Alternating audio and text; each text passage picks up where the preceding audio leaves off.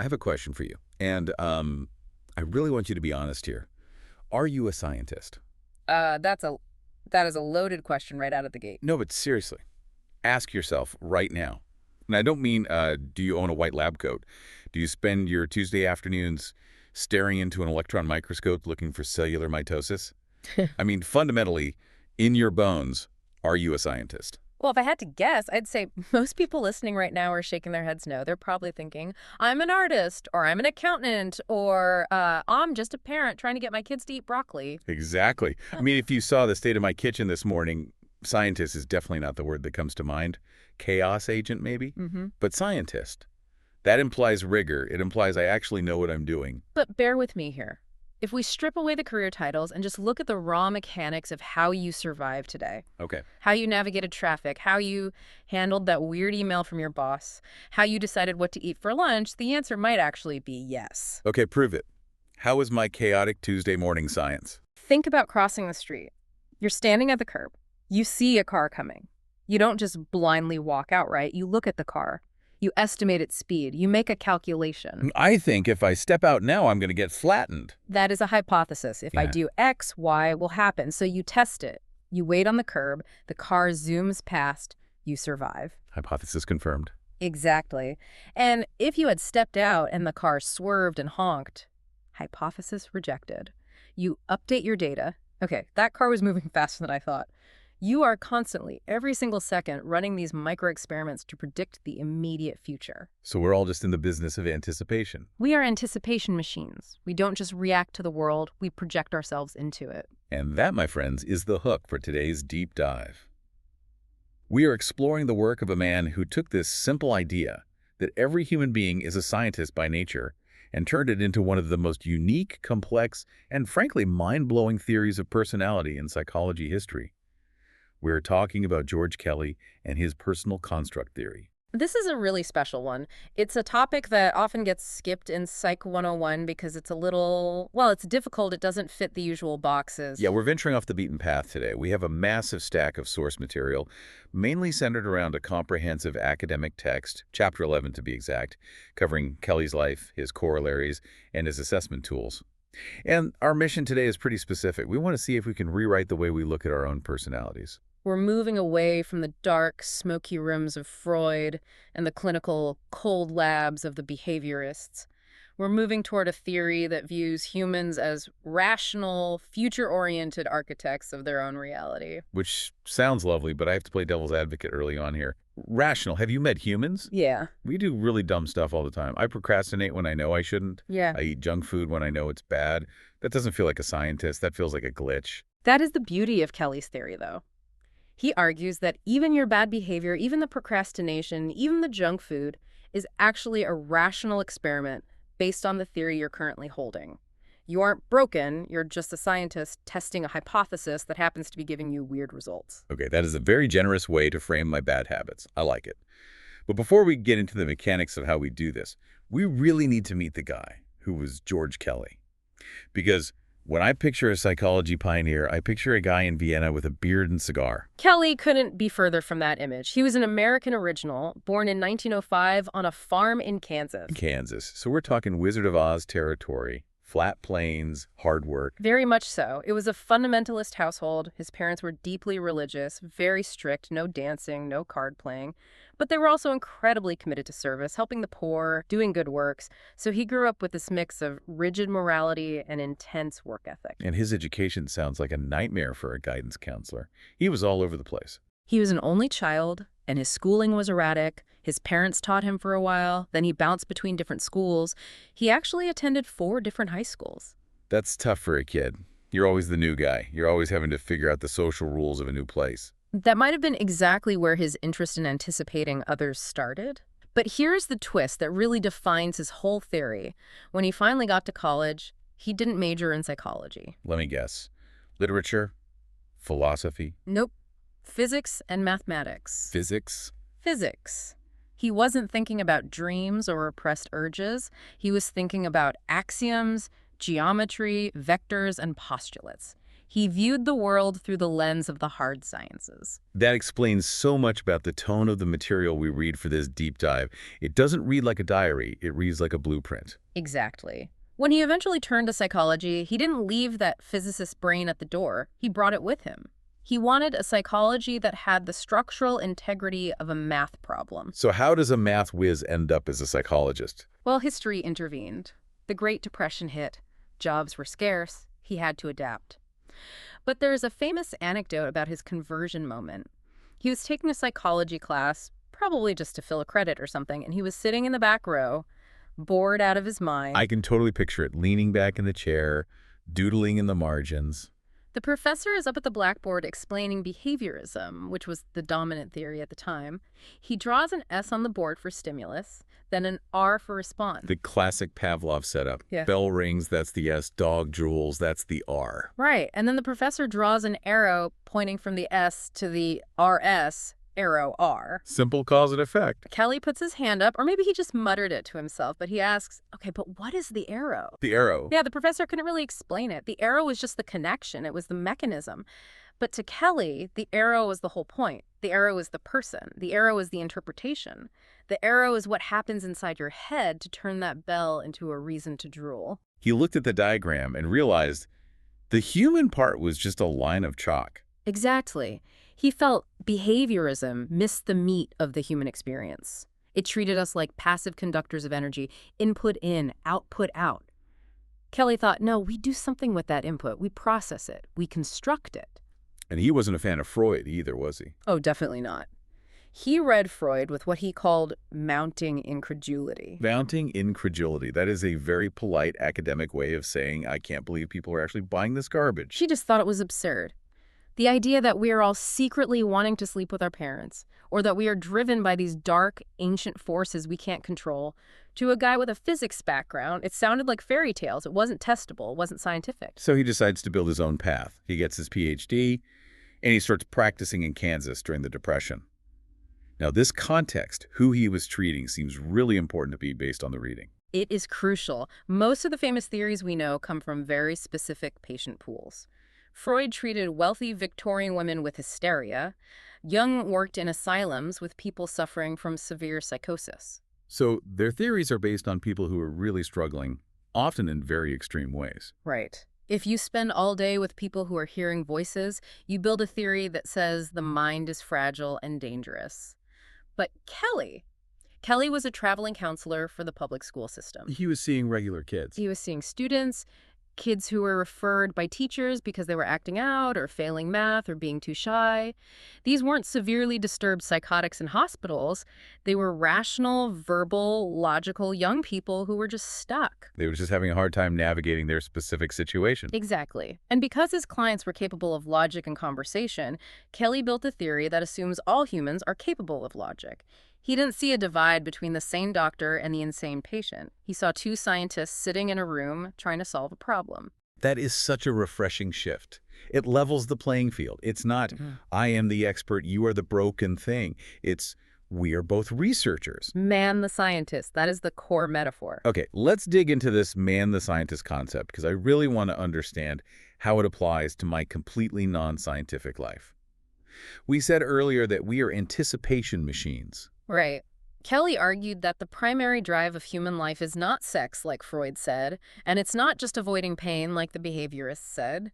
The primary drive is prediction. We want to know what is going to happen next. Why? Why is prediction so important to us? Because if you can't predict, you can't survive. If you can't predict that fire burns, you die. If you can't predict that your boss gets angry when you're late, you lose your job. We crave predictability. So we build these theories to help us predict. Kelly called them constructs. Think of a personal construct, like a unique way of looking at life, an intellectual hypothesis used to interpret events. It's like a little binary template you place over reality to make sense of it.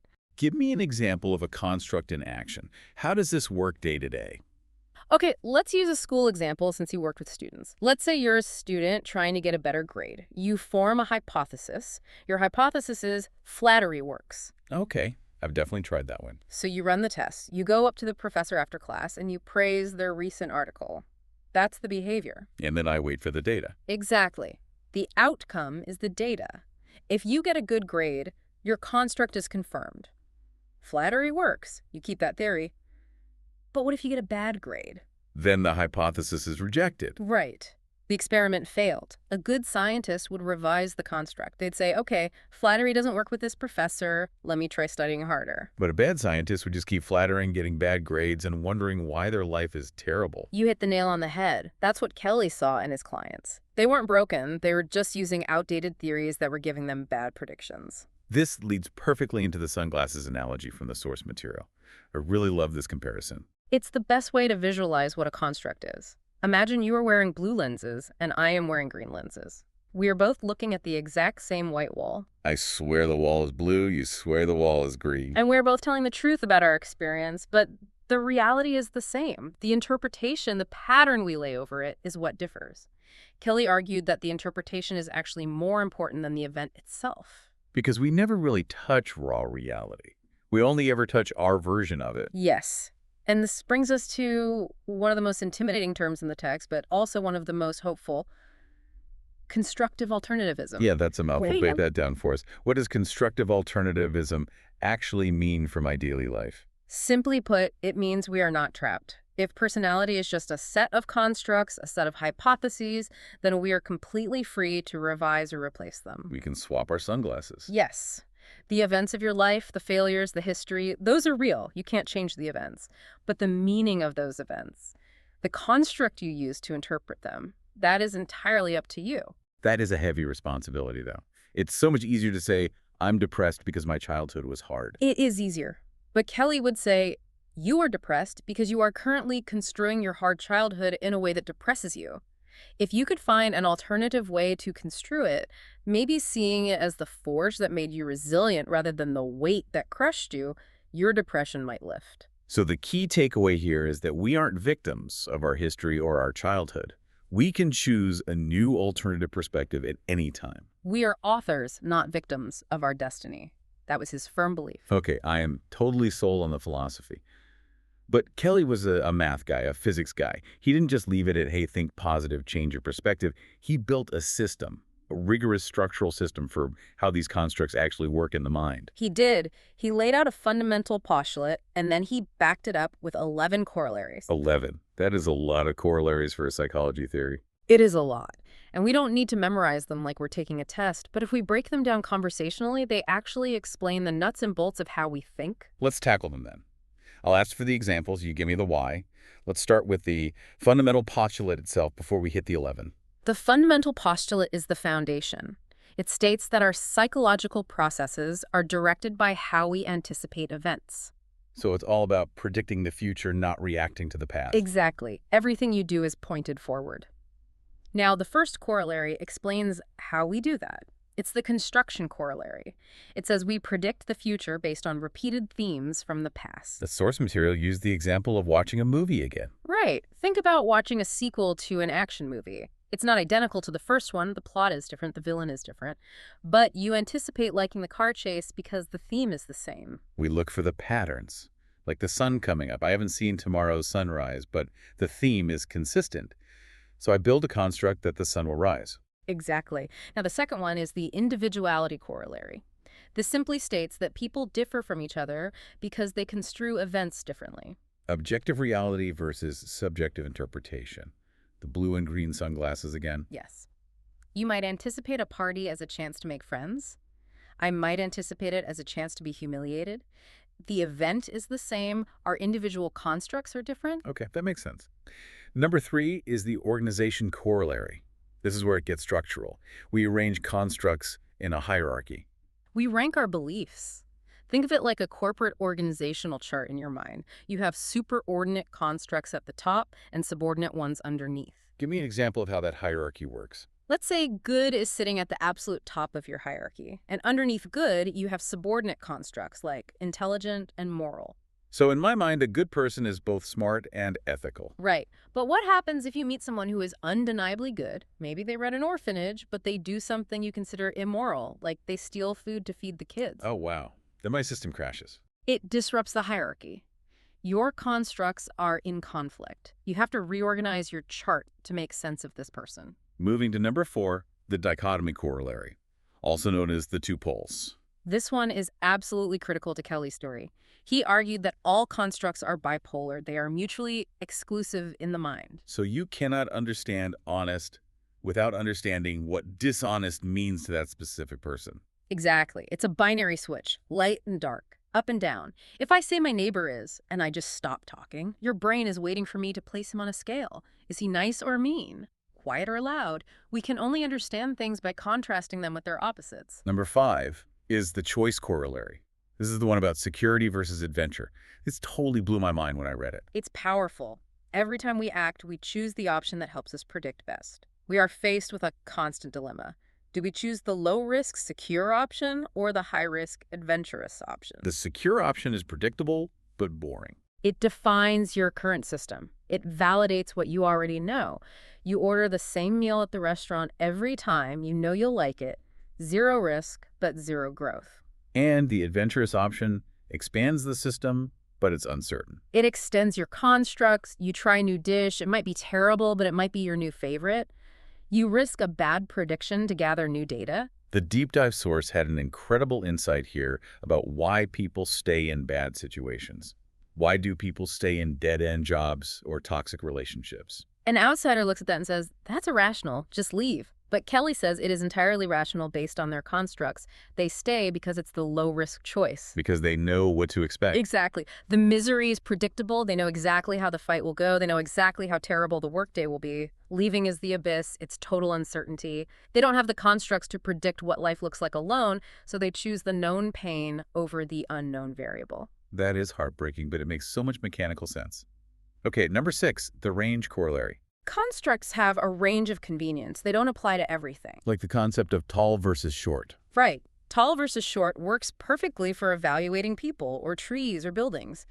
But it is completely useless if you are evaluating a pizza. I would definitely be confused if someone offered me a tall pizza. It falls outside the range of convenience for that construct. Number 7 is the experience corollary. This seems to tie back into the flattery example we used earlier. It's the feedback loop. We constantly test our constructs against reality. If the prediction is wrong, the system must change. Experience isn't just what happens to you, it's the active process of checking your hypotheses against the data of life. Which leads right into number 8, the modulation corollary or permeability. How open is a mind to change? Think of a membrane. Is it permeable? A permeable construct allows new elements in. An impermeable construct is concrete. The text used a very heavy example here regarding bigotry. Can we walk through that? Yes. Let's look at a bigot who holds a construct of high intelligence versus low intelligence, and they have rigidly assigned a specific ethnic group to the low intelligence pole. Okay, that's their theory. If that construct is impermeable, it is made of steel. It doesn't matter if they meet a dozen brilliant scientists from that ethnic group. They cannot accept the data. Because the construct won't let it in. Right. They'll say, oh, he's the exception, or they must have cheated. They will twist reality to protect the rigid construct. Yeah. A healthy, permeable mind would take that new data and say, my construct was flawed. I need to modulate my views. Number 9 is the fragmentation corollary. This explains how we can hold contradictory constructs without our brains exploding. We can be totally inconsistent. The example from the text is a man who really likes a woman. He applies his friend construct to her. But then they start talking about politics. And her views align perfectly with his enemy construct. How does he handle liking her but hating her politics? He fragments. He tolerates the inconsistency by keeping the context completely separate. It's like having different tabs open on your browser. Work tab, home tab, politics tab. And you just don't look at them at the same time. That is a brilliant way to put it. We compartmentalize to survive. We're getting close to the end of the list. Number 10 is the commonality corollary. This is about shared culture. Similarity in psychology comes from similar interpretations, not similar experiences. You and I could be in the exact same car crash. I interpret it as a sign I shouldn't drive anymore. You interpret it as a sign you need to buy a safer car. Same experience, different psychology. But people in the same culture tend to share constructs. Yes, we share similar norms and expectations, which gives us a common psychological baseline. And finally, number 11, the sociality corollary, empathy and relationships. This is how we connect. To relate to someone, you don't need to be like them. You need to understand how they see the world. Do you have to wear their sunglasses? Precisely. Think about the driving analogy. When you're on the highway, you stake your life on anticipating what other drivers will do. I'm constantly guessing if that guy's going to merge without a blinker. You have to anticipate his anticipation. There's a great image of two men playing chess. You aren't just looking at the board, you are trying to construct the other person's construction processes. You're thinking, what does he think I'm going to do? That is wild to think about, that we are constantly running simulations of other people's minds inside our own minds. And when those simulations fail, that's when relationships break down. We assume our partner sees the messy living room the exact same way we do, but their constructs are completely different. Okay, so that's the 11 corollaries, the mechanics of the mind. But Kelly didn't just write this out and leave it in an ivory tower. He needed a way to assess this in his actual clients. Right. And his first rule of assessment was something he called the credulous attitude. Which means? It means if you don't know what's going on in a person's mind, ask him. He may tell you. That seems almost too simple. It was revolutionary at the time. Freudians were looking for hidden symbols in dreams. Behaviorists were charting reflexes. Kelly just said, let's ask the person how they see the world and believe them. But he did have a specific tool for this, the REP test, the role construct repertory test. This is a fascinating tool. It uncovers the subconscious categories we use to filter humanity. The setup is basically a grid. You list out specific roles in your life, right? Like mother, ex-partner, threatening person, successful person. Yes. You write down the names of the actual people who fit those roles in your life.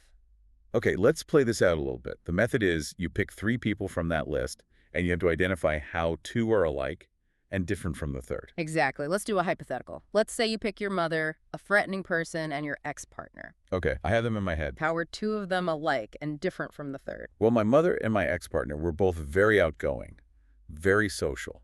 The threatening person was very quiet and withdrawn. Okay, you just revealed an emergent pole and an implicit pole. The emergent pole is the similarity, outgoing. The implicit pole is the contrast, withdrawn. So the construct I'm using to judge those people is outgoing versus withdrawn. And if we do this over and over with different combinations of people from your life, we start to see the recurring constructs you use to judge the entire world. It reveals the blueprint of my sunglasses. Perfectly stated. He also used something called a self-characterization sketch. How does that work? The prompt is, write a character sketch of yourself as if it were written by a sympathetic friend who knows you intimately. Oh, wow. Writing about yourself in the third person. It allows the client to step outside themselves and see how they are construing their own identity. It is incredibly revealing. So once Kelly had this map, once he knew the constructs a person was using, what did he do if those constructs were making the person miserable? That brings us to segment 5 of our deep dive, changing the personality through fixed role therapy. The core concept here is that if personality is just a construct, we can invent a new one. We can literally write a new script. The process is amazing. The therapist takes the client's constructs and writes a fixed role sketch. It's a fictitious character with completely different constructs than the client. And the client has to act like this character. For 2 full weeks. They have to live, breathe, and act as this new person. But isn't that just fixing the client by making them fake it? No, Kelly was very clear. It is not fixing them. It is an experiment. He would tell them, you don't have to be this person forever. We are just running a 2-week trial to see what happens. Let's talk about the case study from the text, Roy Taylor. Roy is a classic example. He was a college student who was profoundly isolated. He felt superior to everyone. He was obsessed with finding a girlfriend, and he was highly argumentative. His core construct was basically superior versus inferior. Exactly. And it was ruining his life. So the therapist created a character for him to play. Let's call the character New Roy. What were New Roy's constructs? They used a tennis philosophy. New Roy believed that playing the game well matters more than winning. Oh, I like that. New Roy was curious. He was tolerant. He sought to understand other people, not correct their grammar or win every debate. So the real Roy had to live as this new Roy for 2 weeks. He had to go to parties, interact with classmates, all while wearing the mask of this curious, tolerant guy. I feel like that would be so incredibly awkward at first. It was. But what happened was the feedback from reality changed. When he stopped arguing and started listening, people responded better. He actually made connections.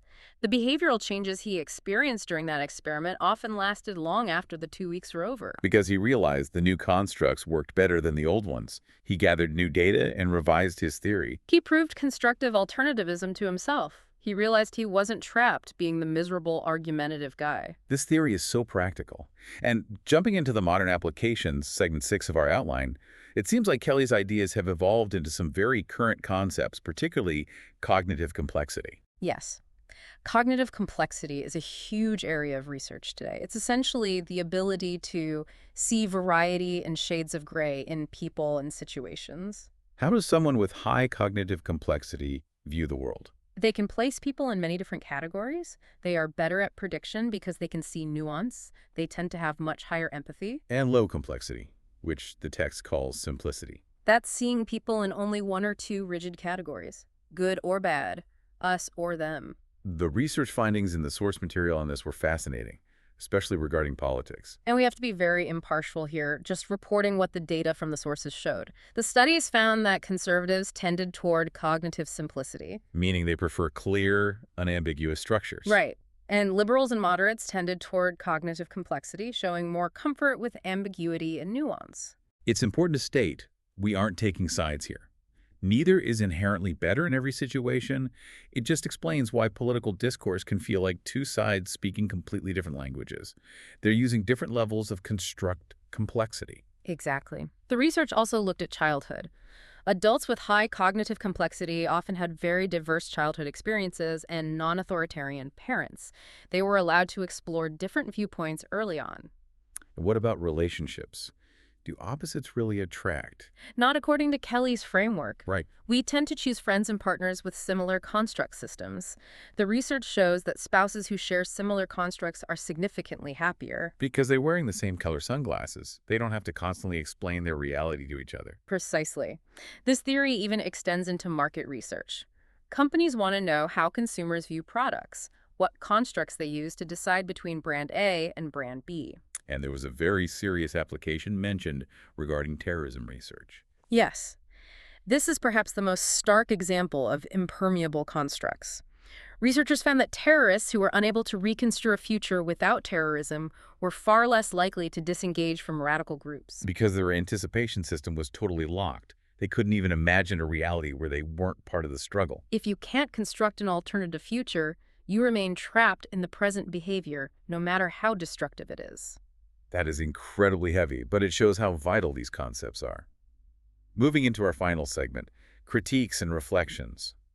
Every great theory has its critics. What are the main attacks on Kelly's work?